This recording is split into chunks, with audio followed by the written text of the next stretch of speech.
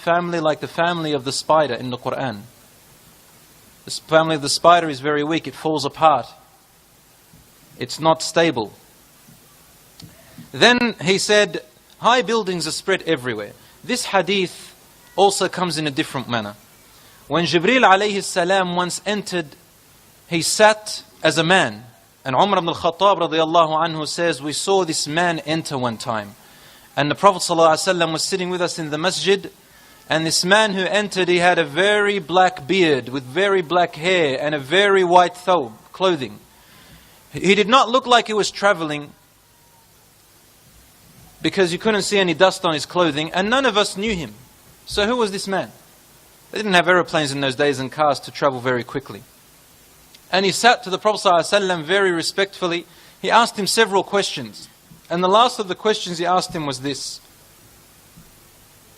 Mata as-sa'a?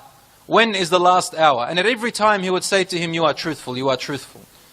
They thought, how come he's asking him questions and saying that he is truthful when he's the questioner? And then he's telling him that you've said the truth, as though he is testing him. In the end he said, when is the last hour going to come? When's the world going to end? And he said, the questioner who is asking me, or the person you are asking, is no more knowledgeable about its hour, about its time than the questioner. Meaning you and I don't know. I don't know any better than you. So we asked him, what are its signs? Some of its signs, when it comes close. And he mentioned two things, very important. أَن تَلِدَ الْأَمَةُ رَبَّتَهَا. When the mother, the servant of Allah, is one meaning, it's probably the most likely meaning. When the mother gives birth to a daughter or son, and this daughter becomes like a boss, a master over her, as if her mother is her slave. In another hadith, Rasul ﷺ said, when the boy, son, he chooses his friend closer and distances his father away. This time never existed in their days. Even among the Christians and the Jews, this didn't exist. It was a time that was very unusual to the people.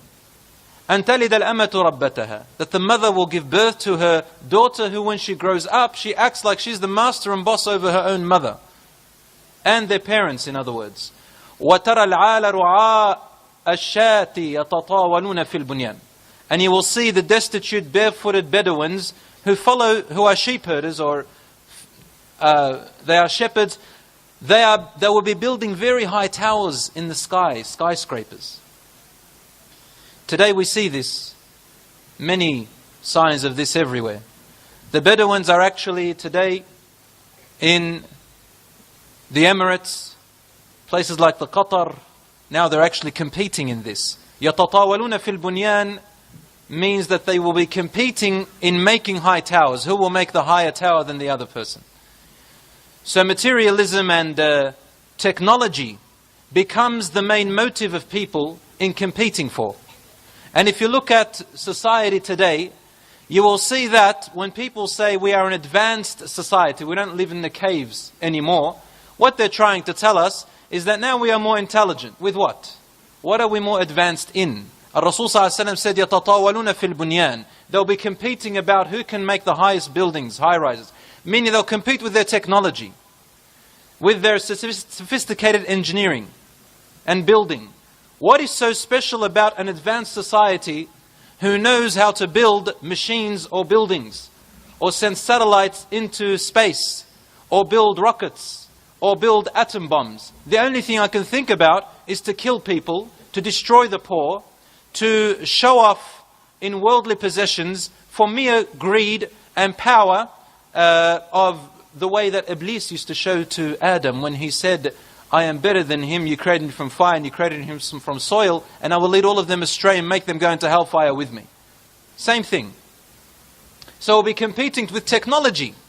But as for modesty, as for character, as for trust, as for family, as for worship of Allah subhanahu wa ta'ala, as for justice, as for leadership in justice, looking after people, as for the value of human life, of children, looking after the orphans, the poor, the needy, the destitute, all of this will be lost. No one will be thinking about it. In fact, let me tell you something.